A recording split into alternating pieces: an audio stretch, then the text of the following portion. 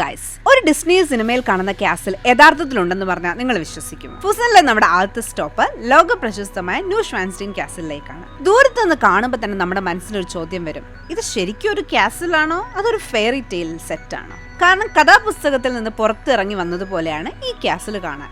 അതുകൊണ്ട് തന്നെയാണ് ഇത് ഡിസ്നിയുടെ പ്രശസ്തമായ കാസിലിന് പ്രചോദനമായത്. ഈ കാസിലേക്ക് എത്താൻ ഏകദേശം 20 to 30 മിനിറ്റ്സ് നടക്കണം. വലിയ ഹൈക്കൊന്നുമില്ല, കുറച്ച് കയറ്റമുള്ള ഒരു സുഖകരമായ നടക്കാൻ തോന്നുന്നില്ല, നോ പ്രോബ്ലം. കുതിരവണ്ടികളുണ്ട്. ഈ കുതിരവണ്ടികളിൽ മുകളിലേക്ക് പോകാം.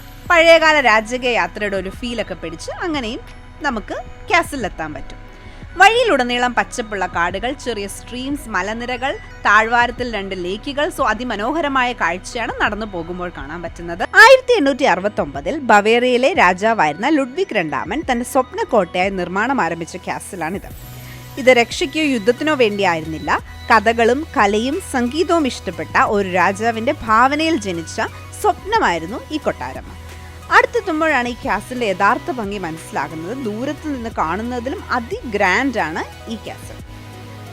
ഇനി പറയുന്ന കാര്യം നിങ്ങൾ വിശ്വസിക്കുമോ എന്നറിയില്ല. പുറമേ നിന്ന് കാണുമ്പോൾ നമുക്ക് മനസ്സിലാവില്ല. ഈ കാസിലിന്റെ പണി ഒരിക്കലും പൂർണ്ണമാക്കപ്പെട്ടിട്ടില്ല. അതിന് കാരണം ലുഡ്വിഗ് രണ്ടാമന് ഇതിന്റെ പണി പൂർത്തിയാക്കപ്പെടുന്നതിന് മുൻപ് തന്നെ മരണപ്പെടുകയും ഇത് പബ്ലിക്കിനായി തുറന്നു കൊടുക്കപ്പെടുകയും ചെയ്തു. ഇനിയാണ് എല്ലാവരും തേടിയെത്തുന്ന ആ കാഴ്ചയിലേക്ക് നമ്മളും പോകുന്നത്. മനീൻ ബ്രൂക്ക്. കുറച്ച് നടന്നാൽ ആ പാലം എത്തും.